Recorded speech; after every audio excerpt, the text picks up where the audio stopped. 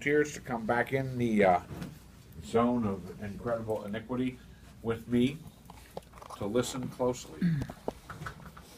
Because we need them to testify. Everybody else who's like sitting, stand up, come as close as you can, and you'll still be able to hear some of this. This is some stuff about the way hammered discs of brass function and the way vibrations travel in hammered discs of brass that may change the way that you think about making cymbals, and it may even change the way that you think about using cymbals once you know this. Okay? And we'll just do it with this guy because it's my favorite. Once on the, yeah, just real close. Alright? And now you notice he's hitting. He's going to hit it right where my finger is. And then listen to the sound, because what it does is it spins the whole way around until the edges of the cymbal start to vibrate. Go ahead. What's I'm not doing it now. Hear it rotating? All right. Now that's not a sound like, that's not an audience sound. Okay, that's an overhead microphone sound. That's ear candy. That's headphone stuff. Okay, but if you can get your overheads to pick up the circularity of that sound, you got your overheads in the right place. Okay, just do that one.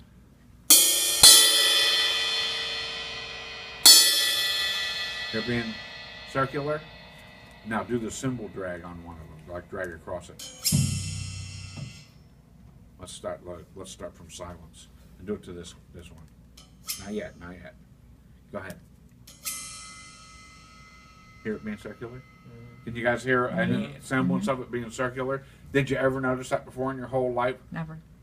You did? You didn't? No. I couldn't tell it was like circular. I could hear the sound like coming in and out, but I didn't know it was like moving. But that's because it's becoming in and out of phase with itself until the thing begins to vibrate as the whole thing. Is that cool? Yes. All right. See, sometimes you need a witness, to tell people. Okay, you can. You're good now. Thank you very much. Good job for the witness. Tell them what they've won. Nothing. All right. Now, it's our goal then in making a kit of drums to represent a coherent wavefront. And a current, I don't know, I think it's a fad amongst recording engineers is to do whole drum kits with one microphone, because they think that it's 1952 again, okay? And maybe it is 1952 again in their minds. All right, and doing whole drum kits with one microphone has two saving graces. Anybody know what they are? You only use one mic. It only has one mic, okay? So if you only have one mic, you're all set, okay? The other saving grace of only one microphone?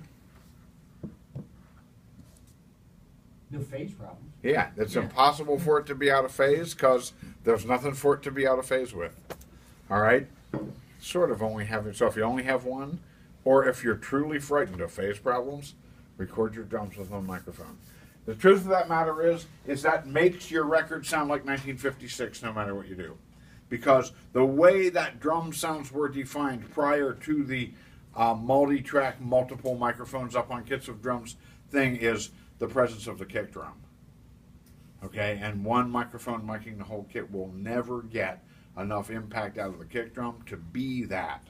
And for that we have George Martin and maybe Ringo Starr to thank. It was Ringo who actually insisted that the second microphone be put up in front of his kick drum because he played it so lightly that he was unaware of it in the record. So he persuaded, or at least so the story goes, he persuaded George Martin to put another microphone. Another, incredibly enough, the only microphones that they had at the studio at that time, at the EMI studio, were large diaphragm condensers.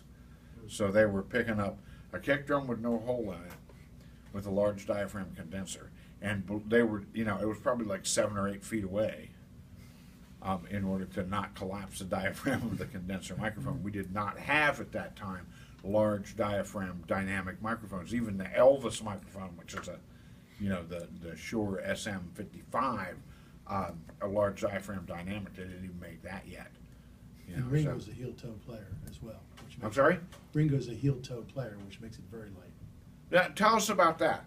about heel-toe player. Some people play just, they can pound with that, but they never lift their heel. I can't do that. Okay, Number one, I now, have and, short legs. those they can't see that. Okay. Okay. So- but the heel of his kick drum foot is sitting on the ground, and he's playing that from his calf and his ankle. That's it. Yeah. And then other people like me always,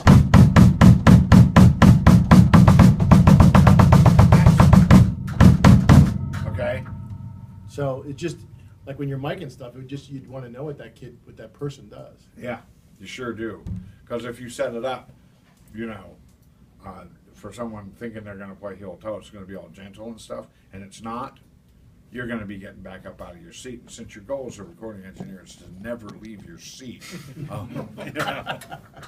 that right? Yeah, that's the goal. Screw Yeah. what the record sounds like, as long as you don't leave the seat. you're Exactly. done. All right. I Well, would no. do See, that. the I would- sound quality is something that the people under you take care of. That's right. That's right. My name is Butch Vig, and I've never left my seat. Okay.